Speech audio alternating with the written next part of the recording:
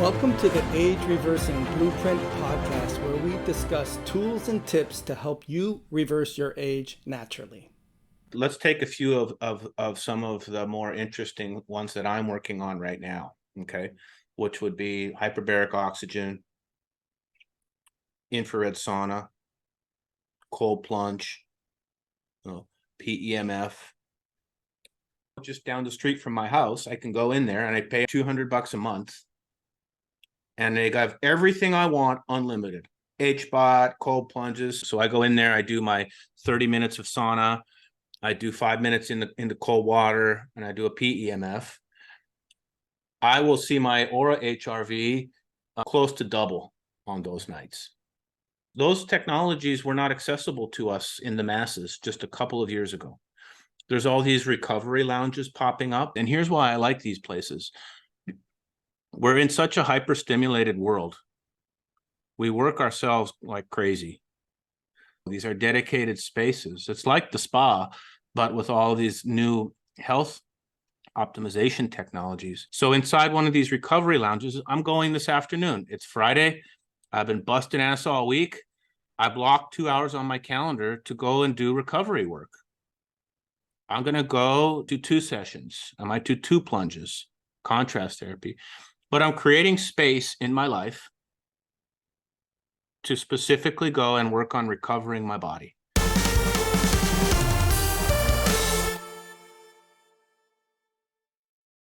All right, everyone. Welcome back to another edition with my new guest, Dave Korsunski. He is the founder and CEO of Heads Up Health. He has a digital health analytics company based in Scottsdale, Arizona, and avid health enthusiast himself. David, he makes everyone's life easier and helps them to control their health through effective data tracking. Prior to founding Heads Up, David worked at Cloud Physics, a data analyst company collecting and analyzing over 80 B, David? Billion. 80 billion data points per day. He also spent 7 years at V Malware in director level leadership roles, where he built partnerships with the world's largest software companies, including Oracle, IBM, SAP, Epic, Cerner, and more. David holds a Bachelor of Science degree in mathematics, Masters of Business Administration, and Masters of Science, and he in the emerging field of neuroscience and based leadership. So, David, thank you so much for being here. Thanks, brother. It's good to reconnect with you. We just hung out a couple weeks ago in Miami, and here we are again. Yeah, it's weird to read the bio and read it as David. I only know Dave. Well, you don't even call me that. You call me the names of hockey players from the 70s and the 80s. So that's right. We have a little running joke, us Canadians, you know, with the obscure hockey players. So yeah, it was nice to reconnect, and I did really enjoy. I wasn't just blowing smoke up your skirt. I did really enjoy your conversation, your topic that presented at the Biohacking conference, which was entitled "The Biohacker's Dashboard: How to Track Your Hacks." And I've asked you if we can expand that in not just the Biohacker's Dashboard, how to track your hacks, but how to track your 5 hacks. So why don't we just kind of get into just a brief overview of, I know we had talked before, but how you got Heads Up Health Company to get into existence in the first place. Yeah, well, I was living in Silicon Valley at the time and working for a tech company out there. And this was like the early days of biohacking. So 2010, 2011, none of this stuff was on anyone's radar screen except for a very obscure group of people doing at that time what was called quantified self. Now we call it biohacking, but it was the same thing. I got into that community and realized that it was incredibly powerful, but there were no accessible ways for people to figure out if their health was actually improving or not. So like there was all these cool things you could try, different diets, different exercise regimens, different supplements, different things to try to move the needle. But how do you actually know if it worked or not? And some of this stuff, you're spending a lot of money on it. You're spending a lot of money on nutrition and the gym and supplementation and all of these things to try to be quote unquote healthier. So I saw that despite all the amazing technology coming on the market, and all of the amazing new ways that we had available to us to improve our health, like I don't know, infrared sauna, for example. I needed to measure what was working, because what works for me is not necessarily going to work for you. And so one therapy that works for a certain individual doesn't work for the next. So the only way to know for yourself is to actually test if it works. So that was kind of the origin story for Heads Up. I'm like, hey, there's all this cool stuff out there. There's all this data, and it sucks. There's no way to actually I just want to see all my numbers on one screen. These are the 10 or 15 numbers that I really care about. My blood pressure, my HRV, etc. I just need them on one screen. That was it. And I didn't see anybody providing that to people who were trying to improve their health. And that's why we started the company. Oh, that's awesome. And as far as how long ago was that now, Dave? Well, the idea came to me in 2011. I didn't actually start developing it. At that time, I didn't really know how to start a company, right? Hey, you get an idea, right? It was an idea for a software program. How do you even start? Took me like 2 or 3 years of just asking around. Hey, I got this idea for this new app. How do you even start? There's no instruction manual to figure out. So I had the idea in 2011. We did not actually start writing code until 2016. Gotcha. And since then, I'm like, what I'm interested alongside the biohackers dashboard and the evolution, the iterations and what you've learned in the process of building this company and determining who's your target market and what do they want to know, even with that idea. So maybe let's go through that evolution to how you came up with the biohackers dashboard. You mean the presentation? So, Yeah, that so was not so much. So, initial, I guess, how much it's evolved from cutting away the debris and pruning the bonsai tree, and what you've makes kind of sense. learned along the way. Yeah. Yeah. Well, what I presented at the conference a couple of weeks ago was 7 years of building this company and working with tens of thousands of people tracking their health on our system, giving us feedback, telling us what they like, telling us what they don't like, punching us in the face when things don't work as well as it should. So that was all that. Then for the last 4 or 5 years, we've been doing the same thing with practitioners like yourself, putting them through the system. What features are they using? What are they not using? What do they need in there to make this more usable? But even prior to that, I was in the biohacking world for 5 or 6 years, even before I had a company in the space. So what I presented a couple of weeks ago was closer to 12 years of living and breathing health optimization, whatever biohacking, quantified self, whatever set of words you slap on it, was 12 years in the making. And just if I could sum it up quickly, I would say a few things were my main takeaways. One is that every person is a unique equation. So that's why the quantification becomes so important. It starts with genetics, environment, lifestyle, culture, society, community, everything. So every single person is a different equation, and therefore you don't have one prescription that works for everybody. So that's why measurement becomes very important. So that's the first thing, is that we have to approach it all differently. The second thing is that what you're measuring is constantly evolving. So I used to be big into the keto diet 5 years ago, and I was tracking my macronutrients, protein, fat, carbs. I was tracking ketone levels. I was into that, right? Then my understanding and my knowledge of health evolves. I listen to shows like yours. I listen to other shows. The science evolves. The information evolves. Okay, now I'm really focusing on my heart rate variability. We didn't even have ways to measure that 5 years ago as consumers, right? The Oura Ring didn't exist. You know what I mean? So like now I can measure things that there was no continuous glucose monitor, 10 years ago. So like now you can measure things you couldn't even measure before. So the second key takeaway is that as your health evolves, as you age, as you learn more, as you get wiser, what you're measuring will also change. So that whole process evolves. And then I guess the last thing I would say is that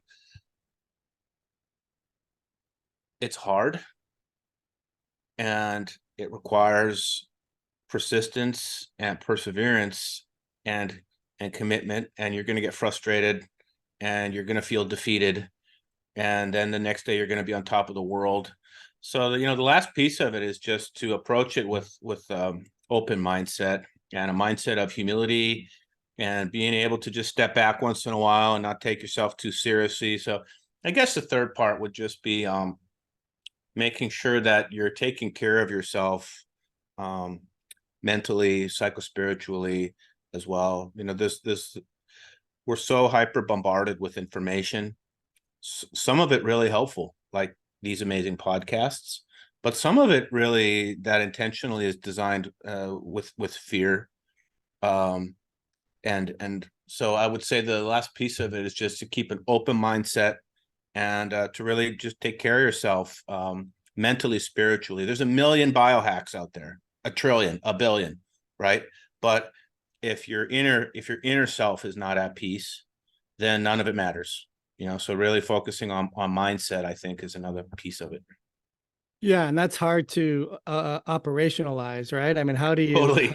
yeah. You're working with the mind, right? The spirit. Yeah. It's like, holy, that gets deep real fast. Yeah, and you have a couple really important points I wanted to talk about as far as the changing up your importance on the keto diet and tracking those stats. Maybe explain from whether it's a personal thing or it was because what you've seen with your practitioners, but maybe would go down that a little bit, why that changed for you. Well, I would say that it's still a part of my life. So prior to understanding what the keto diet was, I knew how to move off the standard American diet, and I knew enough to start getting off of a lot of sugar and processed foods. So I was on more what you'd call a Paleolithic diet. At that time, paleo was the cool diet. Rob Wolf's book, you know what I mean? Paleo was the shit. I was doing that.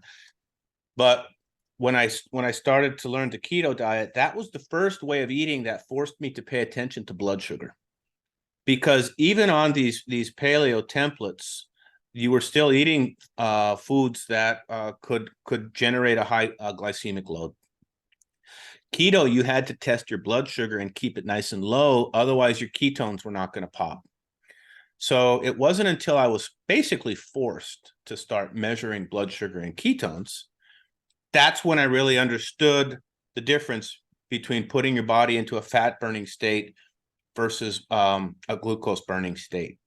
So it forced me to learn how to understand blood sugar and blood ketones. Those are things I can never unlearn. So even though I'm not measuring ketones and blood sugar anymore, it's now just infused as part of my way of living, because I've learned enough that I don't need to test that so much anymore. The only time I'll really pull out the ketone meter is when I'm doing a fast. And that's just more for my own intellectual curiosity. So I don't necessarily need to be in a ketogenic state anymore. I believe that can be very therapeutic in some conditions, and it can work in certain endurance sport, or it works really good if you have insulin resistance or PCOS or these are things, none of which I have. So it's not, Joel, that I don't measure it anymore. It's like I've already learned enough that I don't need to measure it anymore. But like when I do my 72-hour fasts, I try to do those every few months. It's really cool because you can watch your blood sugar coming down, bing, bing, bing, bing, bing, and then you watch your ketones come up. And eventually there's a point where they cross over and your ketones have completely taken over as the fuel system. My blood sugar will be like at 60. There's none, right? And my ketones will be like at 4 or 5 millimolars. So now I just do it to see actually the crossover. But I guess I've internalized enough about it that I don't need to measure it anymore. Well, I mean, I thank you for sharing. I think that is somewhat the hidden goal of the paradox of your software, right? Is track all the useful stats or biomarkers that give you insight on your journey and if you're improving and whatnot, but also ultimately know thyself. And so that the more you know yourself, the more you don't need the stats as much, unless you want to keep it honest. You know, I remember talking to Dorian, you're friends with Dorian from Keto Mojo, and they were talking a while back about how, you know, our goal is to get you to use it less and less and less, because you know yourself more and more and more. And ultimately, as you evolve and as new information comes down the pike, you put more emphasis and you fill in the shades of gray that you may not have some awareness about. And that's actually a good transition into a question I want to ask you is, so what came on my radar recently is something called the Randall cycle. I don't know if you're familiar with that, but the Randall cycle is a theory proposed by Dr. Randall, of course. And the theory is that your cells will burn the fuel that it's given. So if you give it carbs, it will burn carbs. If you give it fats, it will burn fats. However, if you give too much of either, it sort of stays in a metabolic purgatory, if you will. Or if there's too much fat to have to process, any extra glucose is not going to be processed, and that ends up resulting in insulin resistance. And we have the ability as children to be able to switch back and forth. You know, you have a kid who has a lot of energy, they eat lots of sugary foods, or they want that, and then they get really tired, but then they recover very fast. But with adults, we don't really have that ability to, once we stop eating the fat, if we're insulin resistant, we have stress and cortisol and polyunsaturated fats and cytokines and so forth, to be able to turn that off right away and then just go back to sugar burning again. And the theory is that in this, it's sort of a knocking down sacred cows in terms of there's not a problem with burning glucose. It's a problem of burning glucose when there's excess lipolysis going on, because that person has this extra weight of fat on their body, which is a permanent drip of fat into the fuel line to have to burn. Then cortisol is dumping a lot of glycogen and broken down glucose into the bloodstream. And then on top of that, they may be getting 25, 30, 40, 50% from their dietary fats. So I guess the question, throw some insufficient sleep in there and a bunch of other things. And it's like you got a bad formula. Right. So I guess the question is, are you seeing this now where it's putting a lot of fallouts in that whole theory into how important is it to, I mean, certainly we want to control glucose and you want to have baseline levels that are low, but it gives new credence to the fact that, well, is there such a bad thing as a spike? As long as the insulin is bringing it back down and the baselines are lower, versus not having a spike, not showing that your body's responding to that glucose in order to use it as fuel right away. So I guess the question is to you, are you seeing that now with your providers or your dashboard or your insight in terms of the evolution of, is it so bad to have blood sugar spikes? I know that's sort of a sidewinder on this, but I'm wondering from your perspective, are you seeing that at all? Well, I think what we have now, Dr. Joel, is we have a lot more practitioners who are getting CGM data from their patients. That, again, keep in mind, this is new, right? Previously, as a practitioner, you were lucky if you got a blood sugar reading when they came in your office for labs, part of the phlebotomy test. Okay, what are you looking at? One data point a year? Okay, then you could have a glucometer at home. You know, maybe you can get a few of those, but there was really no good ways to easily share that with a practitioner. Now you have a practitioner like yourself who actually knows what to look for, and you're getting a continuous feed of data points 24/7, 365. This is a whole new window into blood sugar, right? So at some level, we've never had this level of visibility into a person's glucose before. We've never had the ability to sit there at the screen. I can pull it up right now, go back 3 days and look at all the spikes in someone's blood sugar. How high did it go? How fast did it come down? You know, what's the area under the curve? So in some respects, Joe, I think we're still learning here. If you want my personal take on the matter, like any answer, I'd say it depends. but if you have your blood sugar have a significant spike. I think I looked at my CGM data a few days ago, and I broke 200. You know what I mean? It's on a Dexcom. So another thing to keep in mind is that these sensors were calibrated with diabetic people, okay, which I am not. And at least with the Dexcom sensor, they have a feature in the app where you can calibrate it to your glucometer. So when I put a new sensor on and then I take a glucose reading, it could be 20 or 30 points different. So what you have to do is go into the Dexcom app, take a blood sugar reading. I use my Keto Mojo. I take my glucose reading, and you have to do that 2 or 3 times with every new CGM sensor, every single time, to get it calibrated. Otherwise, that 200 spike I could have hit when I tested with glucometer could easily be 150. Okay, so that's a very different treatment decision. Okay, so first of all, is the CGM even really the right number? That is another factor you have to count. So as practitioners, I think we have to make sure that we know that these are limitations, at least with current CGMs, and also know that I should probably ask that person for a finger stick reading next time that happens. So there may be some variability in the sensors that we need to account for. But for me personally, when I see it go sky high, I'm not worried about it. I actually think our system's designed for that. What I'd want to know is, what did you eat? Was it French fries and highly processed white bread and a soda? That's just never good for you. Right. But if it hit to that same number, and it's because I had some rice with like a steak and some vegetables and a glass of wine, totally fine. I'm okay with that. What you really want to look for is how fast did it come back down to baseline. Right. If it spikes up and you're back down to baseline within an hour, you know, your body's cranking. You know what I mean? The system is working as designed. If you hit that and then it's still climbing 2, 3, 4 hours later, some people it doesn't go down till the next morning. Okay, that's a problem.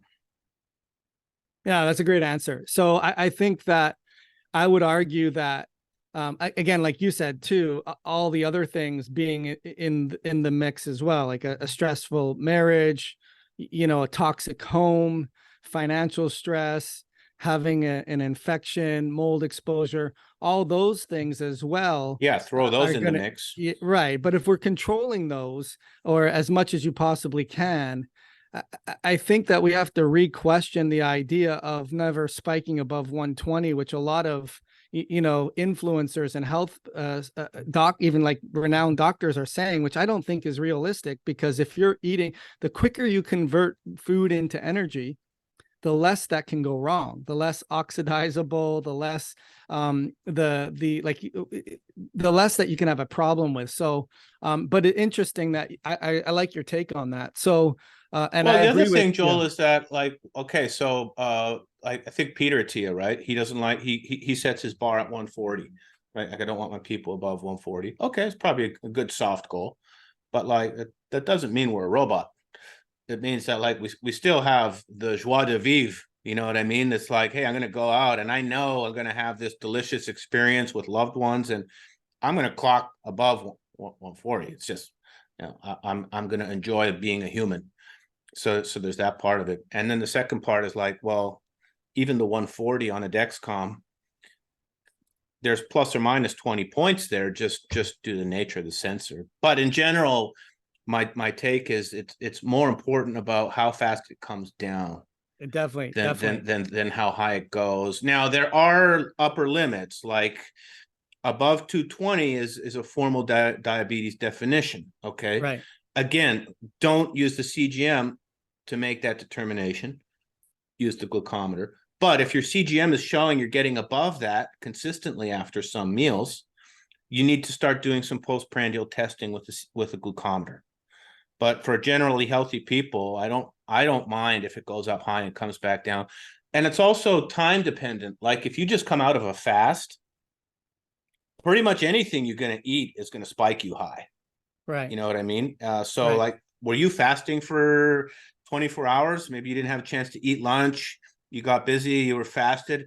What you ate on that day could make your glucose go higher than eating that same thing on a day where you'd already had a few meals. So Right. who knows, man? Yeah, no, it's great points on your part. I think the other fallout is reevaluating the resistant starches that don't have a spike of your glucose. But what ultimately happens is it can feed the microbes, and the lipopolysaccharides develop. And next thing you know, you have this whole release of cortisol and inflammatory mediators, because you were trying not to spike your glucose, and you have a consequence of that as well. But anyways, I appreciate your insight on that. As far as the biohackers dashboard, tell us a little bit more. Now we have the CGM, the glucose meters, the heart rate variability. What else does the person that, well, actually, even, I'm sorry to be all over the place, but the next question I wanted to ask you was the definition biohack. What's your feeling about that? I mean, because you're a computer guy.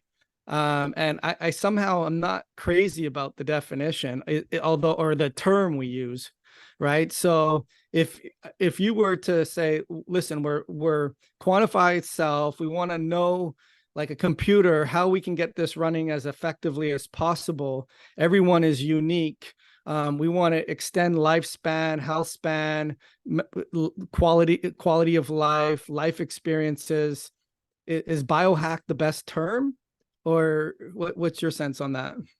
I like the word personally. I think it represents what we're trying to do, which is we're trying to find new backdoors, performance hacks, things that most ordinary people are not really paying attention to or do not necessarily care about. So think about a hack into a computer system. What are you doing when you hack into a computer system? You're finding entry points that did not exist. You're looking for backdoors. You're looking for loopholes that can be exploited for gain. You're looking for ways to exploit the system for your own benefit. And these ways are not documented. You know what I mean? The company that makes the firewall, you know, you're finding ways to penetrate that system that are unknown for your own advantage. That's hacking into any system for that matter. So I think that's where the word comes from. And then we put the word biology in front of it, which just means we're looking for ways to exploit the biological system instead of the computer system for our own gain. So think of us like our, one way you hack a computer system is you start scanning all the ports on the computer system, so you've got your servers in the cloud, and think of ports into your system. There are different doors you can open, right? So it's very common. Hackers will just be constantly port scanning your software in the cloud. They're looking for a door you forgot to lock, okay? So how can we start looking for the ports in the biological system? Same concept. So I think that's where the combination of the two words comes together. For me, it just means, how can we constantly be looking for ways to exploit and optimize system for our own gain? You can call it longevity, you can call it health optimization. We used to call it quantified self. Pick whatever vernacular you're comfortable with. Right. You're just working on your health, man, at the end of the day. Yeah. No, I think, no, but I like, again. Today's show is brought to you by ZeoCharge, the supercharged zeolite. This is the bottle that you can see right here. Each scoop delivers 5 grams, which is 5,000 milligrams. It is a very pure, very concentrated, micronized, cleaned, remineralized zeolite that we are talking to you about. And if you're looking to try this product, then I have an offer to get a 10% off discount link. Just use the code DrJoel10, DrJoel10, and we will provide the link underneath the podcast wherever there is information. And let's get back to the podcast. Good answer. I think that sometimes it can imply shortcuts, right? And I don't think there ever is any shortcuts. I mean, you got to do the work no matter what. But you want to find the shortest path to getting to where you want to get to. So that being said, I'd be interested, because I know you do your own podcast, and you have doctors on staff, and they have their own, I guess, cohort, right? Where they put their patient base in there, and then they do their own unique studies. And I think you even did something recently with spermidine, no? Or did you do something recently with them as HRV well? plus. HRV plus, correct. Yeah. So what are some of the best practices? I guess that's how you designed your biohackers dashboard, or what are you seeing as some of the best practices in these cohorts or in these studies or in these getting access to the ports that the doors aren't locked to? What are you seeing as the best practices? There's so many out there, and it's changing so fast. And what's really happening is you have this technological explosion. So let's take a few of some of the more interesting ones that I'm working on right now, okay? Which would be hyperbaric oxygen, infrared sauna, cold plunge, PEMF. That's millions of dollars, not millions, but up until just a few years ago, right? The only hyperbaric oxygen chambers were at the hospital for people that had a serious leg infection, and insurance only covered it, for a tiny subset of use cases. Turns out HBOT's awesome for lots of things, but first of all, the tank's 120K, and it won't even fit in your house. So, but now just down the street from my house, I can go in there and I pay them $200 a month, and they got everything I want unlimited. HBOT, cold plunges. So these are brand new, what I would call ways to exploit the system. So I go in there, I do my 30 minutes of sauna, I do 5 minutes in the cold water, and I do a PEMF. I will see my Aura HRV close to double on those nights. Those technologies were not accessible to us in the masses just a couple of years ago. There's all these recovery lounges popping up where you can go get access. I'm sure they have them down there in Boca, but like here in Scottsdale, you just go and it's in a little strip mall. It's not even a big expensive place, but they just got all the right gear. So you're asking me, what are some of the top ones that we're seeing out there? Right now, we're seeing a lot of these recovery modalities. And here's why I like these places. We're in such a hyper-stimulated world. We work ourselves like crazy. We've got our family obligations, our financial obligations. We're bombarded with all of the stress of the media. I like these recovery hacks. You're asking me which ones I like right now and which ones we're seeing a lot of in the market, in the industry. And we're seeing more of these places you can go. These are dedicated spaces. It's like the spa, but with all these new health optimization technologies. So we're starting to see more of these clinics come to us, and they're saying, hey, we have all these expensive machines. We want to show people that it's working. So can we use your software, Dave, to help us with that? So now we can show people efficacy from doing things like, sauna and cryotherapy. So inside one of these recovery lounges, I'm going this afternoon. It's Friday. I've been busting ass all week. I blocked 2 hours on my calendar to go and do recovery work. I'm going to go do sauna. I might do 2 sessions. I might do 2 plunges, contrast therapy. But I'm creating space in my life to specifically go and work on recovering my body. You don't have to, I do meditation, I do all that other stuff. So I think we're seeing a lot of those. And these clinics are starting to do quite well financially. There's a lot of people coming in. The stuff's becoming more mainstream. I was the only one cold plunging in the pool here in Phoenix in the middle of winter when it's unheated 5 or 6 years ago. You know what I mean? My dad and I, we'd go into we don't heat the pool in the winter, and it would get down to the 40s, and we'd go sit in the shallow end for 5 minutes in the middle of winter. Now it's like it's accessible to everybody now. It's becoming mainstream. I really love these recovery hacks, Joel, to answer your question specifically. We're seeing a lot of those. The businesses are doing well. They're expanding. They're having more franchises, the more equipment in there.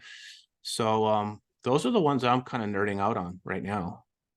Yeah, thank you. So when they want to show efficacy, what are the biomarkers that can be on the dashboard that would show efficacy that it's working? Great question.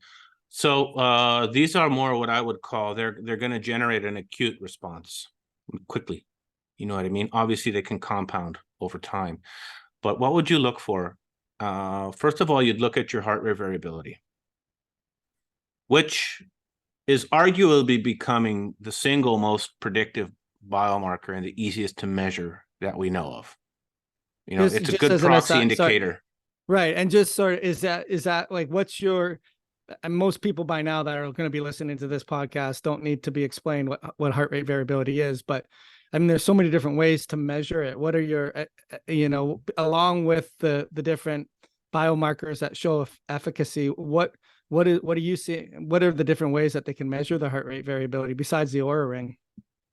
Well, or anything that measures it while you're sleeping is the easiest, because you just wear it and you get the number in the morning.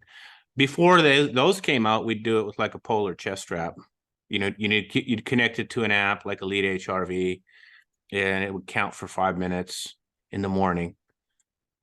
So you could do it that way. And then there's more clinical grade ways to measure HRV, where you're going into a lab with a more expensive set of diagnostic equipment that's able to measure like the low frequency, the high frequency. They can get much more detailed. But for the average Joe, most of the wearables out there will do a pretty good job. And you'll start to get some good feedback if what you're doing is having a positive effect. It's like a scale in the bathroom.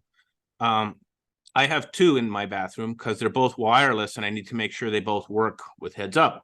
So every morning I step on both. One tells me my body fat is 13.8%, the Withings, and the Tanita says I'm 23.8%. How can they, and they're using the same bioimpedance through my feet to measure it. So which one is right? Turns out that Tanita is closer to a DEXA scan, but it doesn't really matter because both of them will go up or down accurately depending on what I'm doing. So even if they're not like super accurate to like the gold standard, it's going to go up or down enough to tell you if you're doing the right things or not. So those are the ways to measure. So HRV would be one. The resting heart rate nocturnally, that's another good recovery metric. A lot of the sports teams on our system are not only looking at HRV, but they're also looking at resting heart rate. That tells them if the body has recovered well enough. And also, not just how low did it go, but when in the sleep cycle. So they'll commonly look at HRV and resting heart rate together. So if you do some really healthy therapies and you don't eat a late meal and you do some breath work before bed, I'll look at my resting heart rate. I'll look at the sleep stages. You know, there's some debate about this concept of deep and REM and how accurate. But nonetheless, on days where I really feel I slept good, I can see that number reported by Oura or your wearable of choice, that would be one. Another good indicator of recovery is actually blood pressure in the morning. And what you'll see is that on nights where you had a really good sleep, as reported by your sensor, your blood pressure is going to be lower. Conversely, if you didn't have a great sleep, you're out having a few drinks, whatever, had a late meal, worked out too late, and you wake up, you're not as fresh, your blood pressure is going to be higher. So that's pretty consistent. So blood pressure, that'd be another one. Fasting glucose. What's my blood sugar in the morning before I have my coffee or do anything? Another good indicator. Those would be like some of the acute ones that I'm looking at regularly. Also, respiratory rate is another good one, which again, these wearables, so how many times a minute were you breathing? That's another really good one for recovery. So those are the ones I'll be looking at when I'm doing those therapies. And when a clinic comes to us and they're like, hey, we want to show efficacy, those will be some of my answers. I would tell them, include the device as part of your program. You know, just make sure everybody has it. And then you start to show them how to use the technology, because there's no real established protocols in this whole world yet. You know, half these recovery clinics don't even, you do a little of this and a little of that and whatever. You know, there's no standards out there. You know what I mean? So some of this we just got to figure out on our own. No, it's great. I think the importance of recovery can't be overstated, right? Because really that's the marker of if I'm under stress and I don't feel that I have energy for the day and I'm not as focused. I want to know, compared to my own markers, are these markers improving that are showing that I'm getting back closer to a baseline, or continually improving my baselines. Yeah. Mm-hmm. Curious to know, Dave, because I know you can integrate all these fancy schmancy testing as well, from precision and Dutch test and GI map and organic acid and Genova and all these other things, and just even blood work. Do you see that getting phased out to a certain extent, or is that still really important? What I really liked about the Heads Up Health is you have, and you talked about this a while ago, where you'd be seeing different doctors and no doctors ever had your stats and you had to find them yourself. And then you wanted to put it on a graph to look at these markers. But I guess the question is, where does that fit in? As we're moving towards more digital, real-time information, where do you see that fitting in, and how is that integrated into the dashboard? Well, the way we look at it, Joel, the dashboard is in our system is meant to give you that acute feedback, the stuff that's changing by day or sometimes even by minute. And that's you know new, I mean? right? For Heads Up, the acute feedback. Is that No, always that's been just the what we call the dashboard? dashboard. It's like, hey, the dashboard's my HRV, my weight, but we also have a section where you measure the labs. Okay. Because Gotcha. the whole concept is if my acute numbers are getting better, I'm paying attention, I'm sleeping more, I'm controlling my glucose, then when you look at your lab data, that information gets better. And those really start to become the long-term indicators of health. So like, hey, I got a CGM or I got a glucometer, I'm controlling my blood sugar, I'm learning how this food affects my blood sugar differently than this other food, and I'm making the better choices, right? That's acute. Then you get your blood test run and your hemoglobin A1C goes from 6.5 to 4.9. Okay, that's the lab data that we track in our system as well. That's really the money. Then you want to say, okay, well, I'm 4.9. I've been doing really good for 3 months. Well, what was I 10 years ago? Oh, I don't know. I think I was living in Boston and there's some records somewhere that I can't even access anymore. So what we want to do is not just help you get to 4.9 right now. Okay, that's good. But can you stay below 5 for 20 years? That's now getting to longevity. Anybody can get healthy for a few months and get that number down once. Can you keep it there for 20 years? Do you even know what your readings were? So that's why the other part of it is tracking the lab. So I don't think that's ever going to go away. As it pertains to the more specialized functional diagnostic labs, like urine and stool and microbiome and things of that nature, those are really left to the hands of the experts who know how to interpret that data. And they're going to order that test for a reason. Typically, they're looking for something. And so we also want to make sure that information can get incorporated in our system as well. Because what do you get from those labs? A PDF file. Oh, where's the PDF file? Oh, I think Dr. Rosen might have it. I saw him 5 years ago, but maybe it's on the hard drive of my laptop that died because I spilled water on it. This is like, so how do you get this data together? We want to have an experience above ground. That's awesome. So like we need this data. So we integrate it all. We don't care. If you're a practitioner and you're running this panel or you're a user, we'll put it in the system and trend it for you. And then as to what tests get run by whom, that's really up to the practitioners. Yeah, but it's a good point, Dave, in terms of it's heading towards more real-time feedback, right? And I think because so many people are frustrated where they have the practitioner exhaustion, right? They've spent so much money in different areas, and at the end of the day, they're told that their blood tests are normal, or they have this or that, but it's not really giving them real-time feedback on how's your autonomic nervous system doing? How are you cooling down? Are you slowing down? Sure. Is your blood pressure working hard? So I like that idea. I do think it's important though to have those long-term numbers going into the short-term numbers, meaning if I look at those long-term numbers and I see that there's a hematopoietic issue, meaning you're not respiring at the cellular level because your red blood cells, your iron, your the way that those markers indicate how that's doing is challenged, or you have some electrolyte imbalances, or your cardiovascular profiles aren't on point, or whatever, then we can address those things simultaneously, and that in turn will help the acute day-to-day stuff, but also tracking and being aware and doing these recovery strategies for the acute day-to-day stuff will improve as well. Because I would imagine at some level, are you getting feedback where you have to refer some of the individual people that are looking at these numbers and they have these wearables and they're doing these recovery things, and their heart rate variability is just always crap. It's never really great, and they don't know what's going on. So is that something that Heads Up Health helps? I know education is a big thing for your users.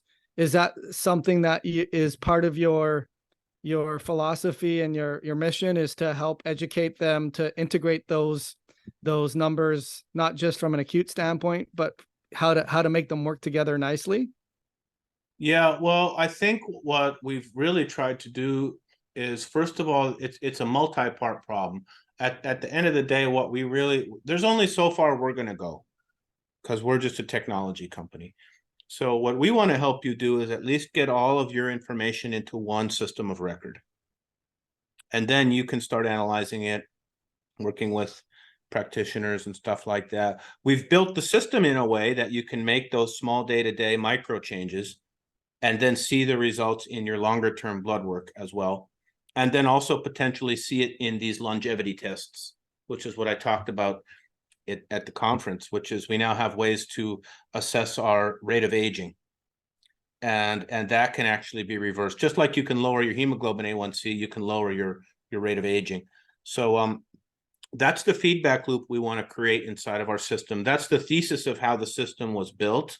What our system is not going to do is tell you what to do or tell you how to necessarily interpret the data. We'll show you the trend line.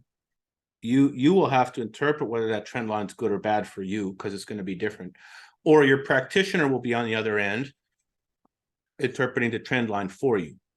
So, and they're going to give you your protocol. So we're kind of like presenting the facts. And then we empower the practitioners to look at the facts and help you come up with a protocol. I will say though, Joel, give me 1 second. I'm just going to close my door here. There's some noise coming in.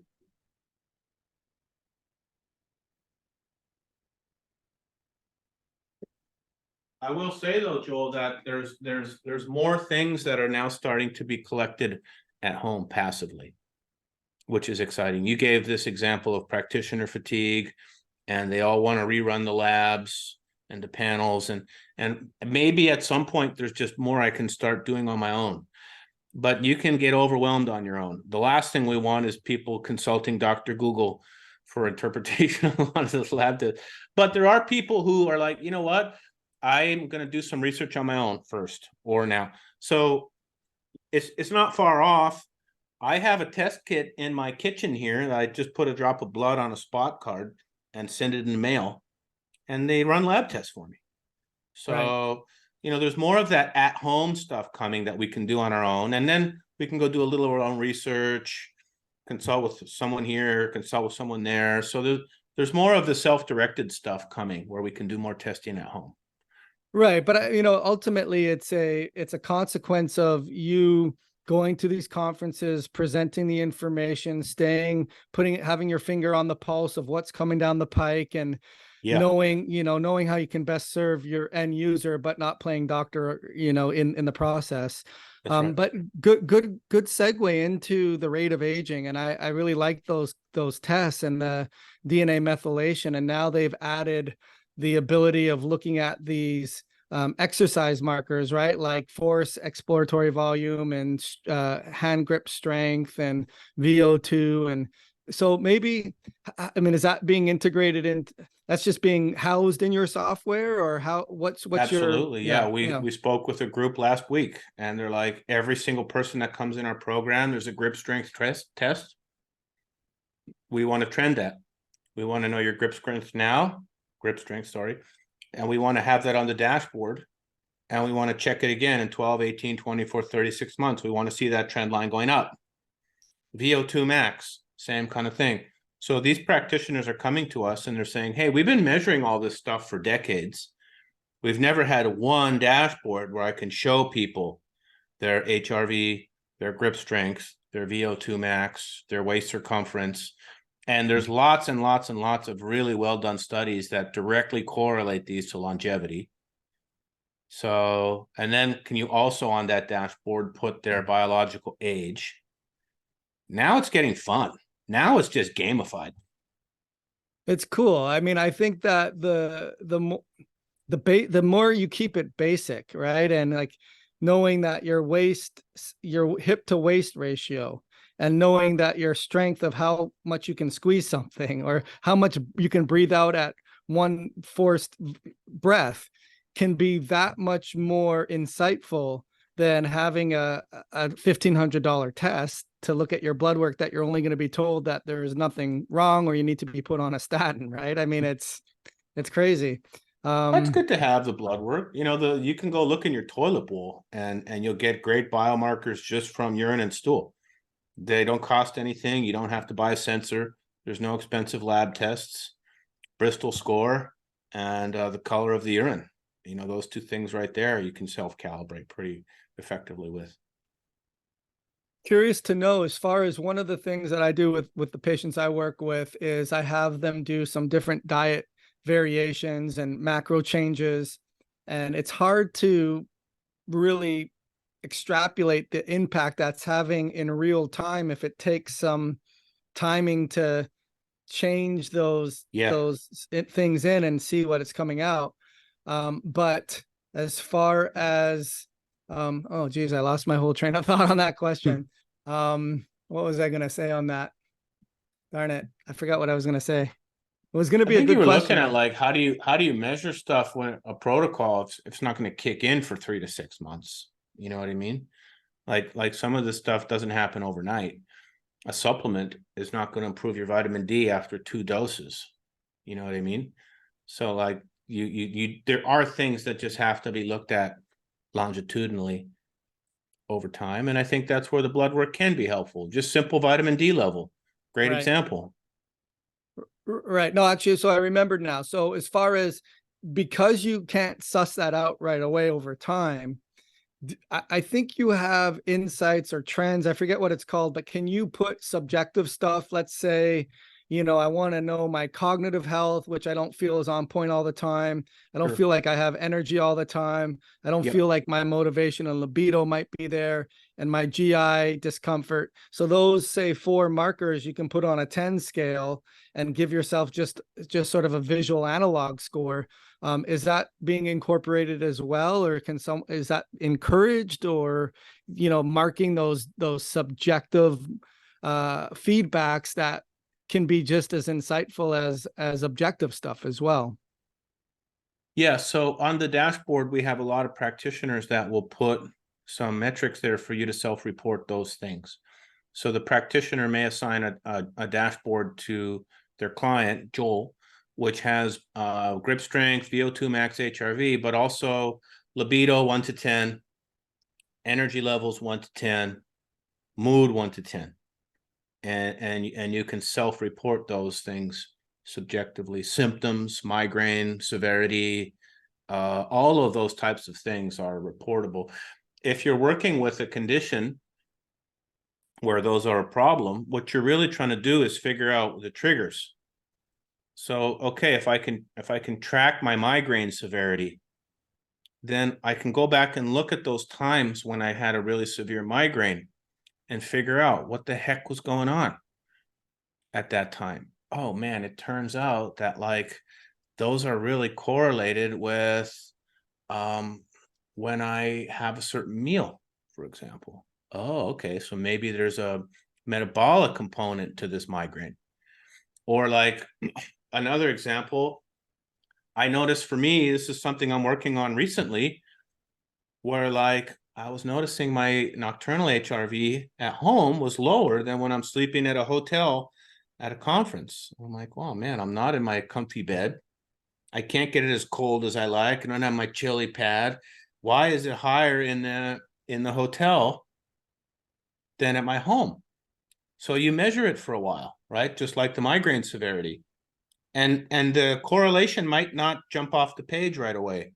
You might have to try some different stuff, you know. For me, it turns out it was EMFs in my bedroom. So like, but it took me a long time. I had to eliminate 10 or 11 other things, which I suspected, which were not the case, before I got to the one that caused it. So that's where you can track these symptoms and then try to reverse engineer it. Yeah, that's a good point. So that can get really complicated quite quickly, right? If you have all these data points and you're really tracking each one and you want to suss out those covert relationships. How does Heads Up Health help you do that? Well, first you'll have the other data points that you're looking for. Again, that still may not give you the smoking gun. Like But you we do can't. some regression analysis though, weren't you? Like you can do some of those Not stats on yet. the, yeah, not Yeah, yet. we're not at that level of sophistication yet. But Right. you could imagine a future version where it could say, excuse me, what are you working on with your health? And you're saying migraine severity, and you just have to start reporting that every day. And we're getting a lot of other data feeds coming from your sensors. We could probably start to figure that out at some point, especially with AI, because with AI, once you see the pattern with one person, then we can go look at that exact same data pattern and instantly scan everyone for that same pattern. Let me give you an example. So we found that people with this particular genetic SNP mutation, when their blood, I'm making this up, but you'll get the idea. People who have that SNP and a hemoglobin A1C above this, and when they go to bed at night, their blood sugar was above 150. You know, the next morning they report a migraine. You know, that's like 4 or 5 variables right there, but somebody figured it out, right? Some research paper published it, right? You know, AI can then go find that in anybody instantly, automatically across trillions of data points in seconds. You just have to tell it what to look for. You know, so you could see us getting to that point. We're not there yet. That's part of the longer term aspiration. That's where you can do some cool stuff. How many times, Joel, have you looked at someone's genomics and looked at their oat results, and you know exactly what's going on with them and exactly how to treat them? But what percentage of the population could even afford the oat and the test? How could we scan all of those people automatically and find it for them instantly? Most practitioners don't even know what to look for, even if you gave them the test results. Right. So how do you now democratize that? How many people are in mental institutions and incarcerated because they have a treatable MTHFR mutation? You know what I mean? That's the stuff where I see that massive potential. No, it's really cool. And I'm glad we're talking about this, especially from a data repository like yourself, where there's the potential for age reversal and lifespan. The DNA company that I use, what's cool about it is I think now they have, with all the doctors that upload their own patients a raw data to, there's probably 60,000 people in there. And what's cool about the program, Dave, is you can see, let's say I'm looking at your DNA and I'm looking at these different sections of iron metabolism and histamine and glutamate and antioxidant response elements, even NAD and glutathione. And I could see, based on your SNPs, where you compare to the rest of the database. Yeah, And exactly. A cohort. right? Yeah, and the rest of the database is somewhat skewed, right? Because they're not the Olympic athletes of the world. You're comparing all the sick people that are seeking my help that are seeking all those other doctors' help. So if you're an outlier to the outliers, it must be a real challenge, and it can help the doctor understand where some of the weak links in the chain may break to deliver a better outcome. So is Heads Up Health doing that as well, or is there some concern with, well, with people that aren't aware and might be ignorant, that I don't want them sharing my data and this, that, and the other. But does Heads Up Health have the ability to run AI to see trends to help deliver quicker, better outcomes? We're starting to build some of those first commercial examples. So like with a lot of our sports teams, they need us to run an algorithm that looks at training load, resting heart rate, and HRV. And they need to do this every day for hundreds of people and look for very specific things in the data that they would have to do manually. I got to get these 3 data points. I got to log it to 3 separate systems, put all 3 data points in a spreadsheet, do that for 50 athletes, and then build the logic into the spreadsheet to find these patterns in the data. So that type of stuff we can automate. We're not yet doing a lot with AI or any type of predictive analytics or anything like that yet. But even with your genetics example, you already illustrated, it's the same with these longevity tests, right? They're just looking at you relative to a cohort of people your age in many cases. Well, they're looking at your results, but then they're saying, well, for other people, your results are actually closer to the cohort 10 years younger than you. Right. And the only way you get the cohorts is people put in the data. And right. The way to ethically use the data is to be very clear in your terms of service with people how you're going to use the data. And you should use it in a way that is internal only for your system and is de-identified. So I may take your data and anonymize it, but put you in the cohort of 40 to 50-year-old males so that I can show you, like you said, how do you compare to the other people in the lab? That's how we're learning. That's also the potential in these companies, because you have all this other data that was typically in the hospital's EHR, right? They may not be mining it for cohort analysis. They're just using it for patient care inside the system. These companies in the wellness side of things, they're taking those tens of thousands, millions of data points, and they're helping us learn and build better protocols and show you where you stack up. So I think it's overall a net win for healthcare. Yeah, and it's important to have the outcomes to baseline things too, right? I mean, you can't just have these stats without any quality or qualifying the information, meaning how sick were these people that had these numbers, how healthy were these people that had these numbers, what was their lifespan, morbidity, stuff like that. But it's really cool the direction that it's headed. As far as any other really cool stuff that we left out so far, Dave? I mean, you've been a wealth of information.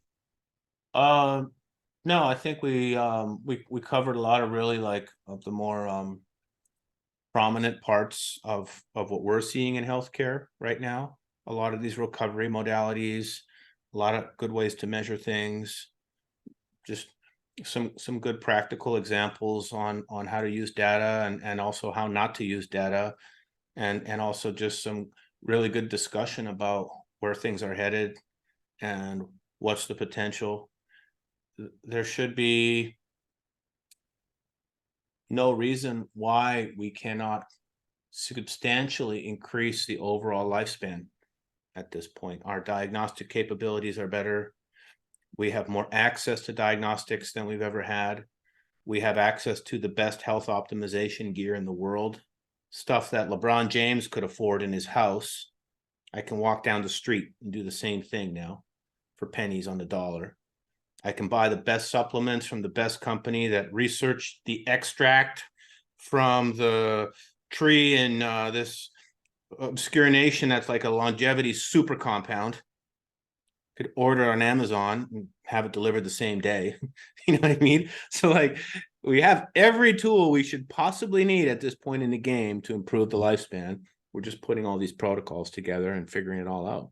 Yeah, you said something interesting in terms of the democratization of everything, which is great, right? Open access, having access to this. But I guess it begs the question, how are third parties, insurance providers, insurance companies, big pharma, allopathic medicine, how do you see them receiving the way we're headed? Digging their heels in, or using the Aikido, working with the momentum? Like, what's your thought on that? Are you met with opposition, or it's being embraced, or somewhere in between?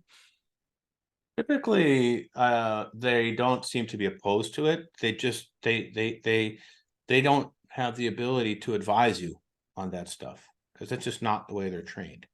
So typically they're like, okay, you can do that. That's not my domain. You know, in that system, it's more of what I would call acute care, and we need that system. Don't get me wrong. The acute care system has saved the lives of many of my family members many times over. When I can, drive my dad to the ER and he's being triaged by the best doctors in the world in under 3 minutes with the best diagnostic equipment we have in the world. So like we need that. Are they going to work with him on some of these more wellness or lifestyle based programs? That's just not how their system works. So I think what's becoming more common, Joel, is for people to have two types of healthcare. They have their insurance medicine, and then they have their concierge medicine. And the latter one you pay out of pocket for, fine. There's different ways you can buy a practitioner one-off visits, or you can buy a membership where you just get direct access. And so I think we're moving to this model where you'll have your lifestyle doctor and you'll have your acute doctor. And they don't necessarily need to really get in bed together unless there's a serious problem, in which case they're probably going to want to coordinate. And as long as they're respectful of each other and they coordinate properly, it's probably overall a net win. We're not seeing a lot of resistance from the conventional system. I think if anything, we'll probably over the next 10 years start to see them adopt more of this technology, because what are they really interested in? Keeping people out of the hospitals and being able to treat as many people as possible as cost effective and efficiently as possible. So how do you do that? Well, you have to start getting all this stuff we're doing, to fit into those cost models. And so it's got to move from this fee for service model, which is kind of like how it is now. The doctor gets paid every time they see you for a thing. It's got to move more to this risk adjusted model. Then there's incentive for them to put you in an infrared sauna and cover it under insurance. That's, I think, where it could really come together and get exciting, is when those worlds come together. It's a bit of ways though, right? You would say a little bit we're of 10 years away from that in the best case scenario. Right. Because I think when we were talking initially several years ago, that was sort of part of your, I guess, business approach, is seeing if you can get third parties interested. Has that been something that has been just sort of realized, okay, that's not our user right now? Oh, we do it. Like when we work with practices inside of the acute care system, they're not using our system to help someone optimize for longevity. They're using our system to do remote patient monitoring, which means I have someone with severe hypertension, severe type 2 diabetes, severe obesity. They need these technologies to monitor the patients in the home and transmit the data points back to the doctor. So there's very specific conditions where doctors can bill insurance for using a CGM. So like type 1 diabetes, for example, the doctor could get billed for monitoring that data on a monthly basis. For someone with high blood pressure, if the patient's at home measuring their blood pressure, like with a Withings blood pressure cuff, the doctor is able to bill insurance for that. But it's a very narrow definition of conditions, and it's mainly based to reduce readmissions and make treatment decisions. Those are the use cases for us today, heads up, in the allopathic system. Right. Gotcha. And it's when they do that, it's just more of like housing the stats and then making the treatment decisions, but not necessarily doing connections with things or being able to improve longevity. It's just more acute based focused. There are care coordinators, and there are coordinators that might reach out to you in like a coaching capacity and say, "Hey, Joel, we noticed your blood pressure's been a lot higher this week. You know, is everything going okay?" You know what I mean? It's starting. That's cool. So I know you're big into mindfulness, and so I guess on parting here, I usually ask my guests, what do you wish you would have known then that you know now that would have helped your age reversing goals? But what would you say is your best mindfulness hack? Because you've gone down that rabbit hole pretty good, haven't you? I think psychospiritual health in general is epidemic in this country right now. It's not really talked about. We don't have good medications or tools for it. So I think the mental health part of it, the psychospiritual health part of it, and just spirituality in general, I think is probably something that doesn't get enough attention in all of the talk about healthcare, in my opinion. And you see, as far as your recovery numbers go, the more or less you do that, the more or less it's impacted. It plays a big part in your scores, Dave. Well, one of the last slides I showed, Joel, was that the yogis were the original biohackers.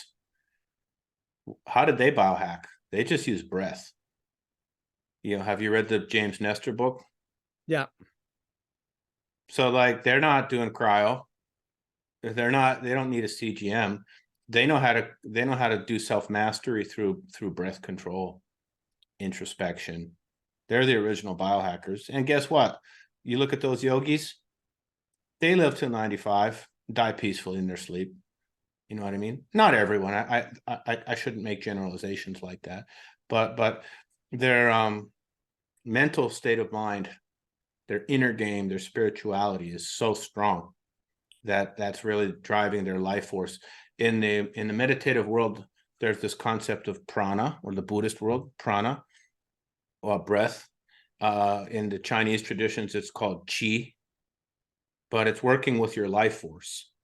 And how do you optimize your life force, your qi, your prana? It's the type of food you eat.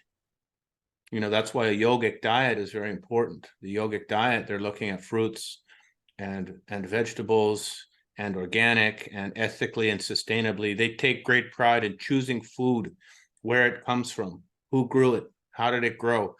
They get it at the farmer's market, right to the source, because that food is bringing in your prana, your life force. The air, and that's another thing. So how do we breathe even affects how our source, our life force, our vitality. Sunshine, you know what I mean? Like, are we even getting sunshine? It's been vilified as cancer causing. And there's definitely people that are different skin tones that need to be sensitive, but like getting plenty of sunshine. So those are the things that are interesting to me in what I would call more of like the metaphysical side of things.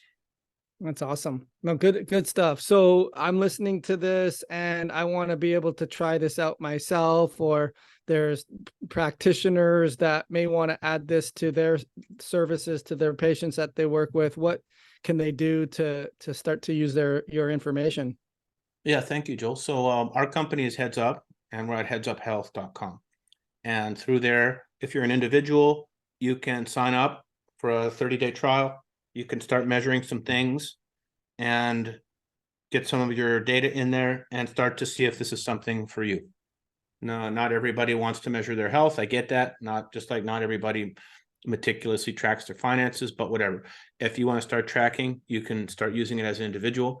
As practitioners, we help you use this to optimize the well-being of your clients. You can also just create an account, use it with up to 3 people, no charge, unlimited, forever.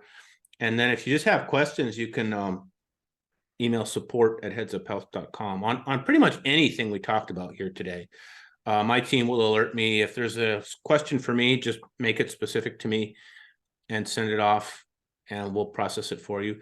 But Joel, our contribution, how we want to be of service, is to make the tools to measure that this is working for people. So that's our company's mission, is to make health measurable. So that's what we work on and bleed on, and that's heads up.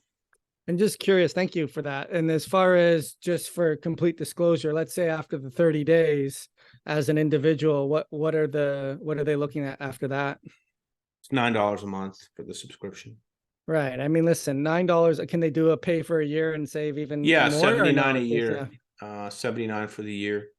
Right. And I think just for the fact of being able to have all the different blood tests that you've done over the years, and you don't have to log into LabCorp and Quest and then feel like you're annoying this doctor that has your stuff. Just get it all and put it in a place and then somehow organize it. Just with that alone, for $9 a month seems like a deal for in my mind. Yeah, it's your financial data and your health data. Those are the ones that you got to really monitor over the long run to stay on top of things. There's probably some correlations in there. It would be a separate conversation. Well, listen, I mean, I appreciate your help and your time, Dave. Always good to talk to you. It's amazing to have like a conversation where we're not ribbing each other and to hear how smart you really are. It's so refreshing that we can actually be professionals, Joel, because usually it's you and I text messaging each other with just asinine jokes, making fun of each other, humiliating each other, whatever we can think of at the time.